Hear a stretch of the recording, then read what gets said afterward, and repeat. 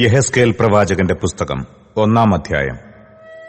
30-ാം ആണ്ട് 4-ാം മാസം 5-ാം തീയതി ഞാൻ കെബാർ നദീതീരത്ത് പ്രവാസികളുടെ ഇടയിലിരിക്കുമ്പോൾ സ്വർഗം തുറന്ന് ഞാൻ ദിവ്യദർശനങ്ങളെ കണ്ടു.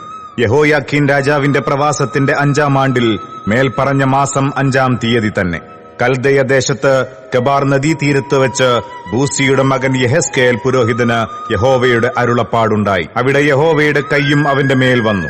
ഞാൻ നോക്കിയപ്പോൾ വടക്കുനിന്ന് ഒരു കൊടുങ്കാറ്റും വലിയൊരു മേഘവും പാളിക്കത്തുന്ന തീയും വരുന്നത് കണ്ടു. അതിന്റെ ചുറ്റും ഒരു പ്രകാശവും അതിന്റെ നടുവിൽ നിന്ന്, തീയുടെ നടുവിൽ നിന്നു തന്നെ ശുക്ലസ്വർണം പോലെ ഒരു കാഴ്ചയും ഉണ്ടായിരുന്നു. അതിന്റെ നടുവിൽ 4 ജീവികളുടെ സാദൃശ്യം കണ്ടു. അവയുടെ രൂപമോ അവയ്ക്ക് മനുഷ്യ സാദൃശ്യമുണ്ടായിരുന്നു. ഓരോന്നിനും 4 മുഖവും 4 ചിറകുമുണ്ടായിരുന്നു.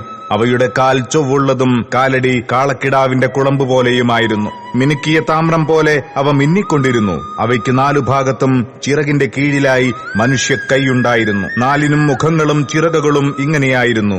അവയുടെ ചിറകുകൾ ഒന്നോടൊന്ന് തൊട്ടിരുന്നു. പോകുമ്പോൾ അവ തിരിയാതെ ഓരോന്നും നേരെ മുമ്പോട്ടു പോകും. അവയുടെ മുഖരൂപമോ അവയ്ക്ക് മനുഷ്യമുഖമുണ്ടായിരുന്നു. 4നും വലതുഭാഗത്ത് സിംഹമുഖവും ഇടതുഭാഗത്ത് കാളമുഖവും ഉണ്ടായിരുന്നു. 4നും കഴുകുമുഖവും ഉണ്ടായിരുന്നു. ഇങ്ങനെയായിരുന്നു അവയുടെ മുഖങ്ങൾ.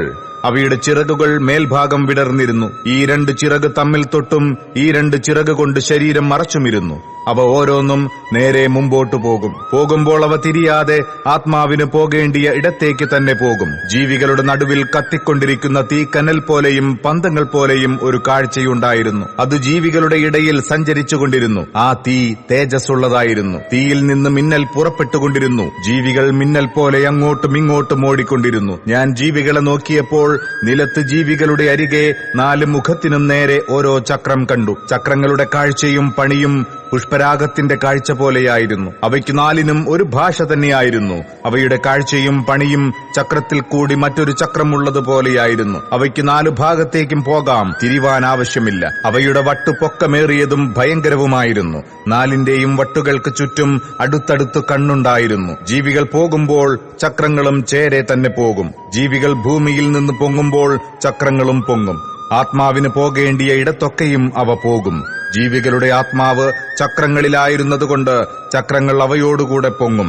ജീവികളുടെ ആത്മാവ് ചക്രങ്ങളിലായിരുന്നതുകൊണ്ട് അവ പോകുമ്പോൾ ഇവയും പോകും. അവ നിൽക്കുമ്പോൾ ഇവയും നിൽക്കും. അവ ഭൂമിയിൽ നിന്ന് പൊങ്ങുമ്പോൾ ചക്രങ്ങളും അവയോടുകൂടെ പൊങ്ങും. ജീവികളുടെ തലയ്ക്കുമീതെ ഭയങ്കരമായൊരു പളുങ്കുപോലെയുള്ള ഒരു വിതാനത്തിന്റെ രൂപമുണ്ടായിരുന്നു. അത് അവയുടെ തലയ്ക്കുമീതെ വിരിഞ്ഞിരുന്നു. വിതാനത്തിന്റെ കീഴെ അവയുടെ ചിറകുകൾ നേർക്കുനേരെ വിടർന്നിരുന്നു. അതതിന്റെ ശരീരത്തെ ഈ ഭാഗവും ആ ഭാഗവും മൂടുവാൻ ഓരോന്നിനും ഈ 2 ഉണ്ടായിരുന്നു. അവ പോകുമ്പോൾ ചിറകുകളുടെ ഇരച്ചൽ വലിയ വെള്ളത്തിന്റെ ഇരച്ചൽ പോലെയും സർവശക്തന്റെ നാദം പോലെയും ഒരു സൈന്യത്തിന്റെ ആരവം പോലെയും ഉള്ള മുഴക്കമായി ഞാൻ കേട്ടു. നിൽക്കുമ്പോൾ അവ ചിറക് താഴ്ത്തും. അവയുടെ തലയ്ക്ക് മീതെയുള്ള വിതാനത്തിന്മേൽ നിന്ന് ഒരു നാദം പുറപ്പെട്ടു. നിൽക്കുമ്പോൾ അവ ചിറകു താഴ്ത്തും. അവയുടെ തലയ്ക്ക് മീതെയുള്ള വിതാനത്തിന് മീതെ നീലക്കല്ലിന്റെ കാഴ്ച പോലെ സിംഹാസനത്തിന്റെ രൂപവും സിംഹാസനത്തിന്റെ രൂപത്തിന്മേൽ അതിനു മീതെ മനുഷ്യ സാദൃശ്യത്തിൽ ഒരു രൂപവും ഉണ്ടായിരുന്നു. അവന്റെ അര മുതൽ മേലോട്ട് അതിനകത്ത് ചുറ്റും തീക്കൊത്ത ശുക്ലസ്വർണം പോലെ ഞാൻ കണ്ടു. അവന്റെ അര മുതൽ കീഴോട്ട് തീ പോലെ ഞാൻ കണ്ടു. അതിന്റെ ചുറ്റും പ്രകാശവുമുണ്ടായിരുന്നു. അതിന്റെ ചുറ്റുമുള്ള പ്രകാശം മഴയുള്ള ദിവസത്തിൽ മേഘത്തിൽ കാണുന്ന വില്ലിന്റെ കാഴ്ച പോലെയായിരുന്നു. യഹോവയുടെ മഹത്വത്തിന്റെ പ്രത്യക്ഷത ഇങ്ങനെയായിരുന്നു കണ്ടത്. അത് കണ്ടിട്ട് ഞാൻ കവിണ്ണു വീണു. സംസാരിക്കുന്ന ഒരുത്തന്റെ ശബ്ദവും ഞാൻ കേട്ടു.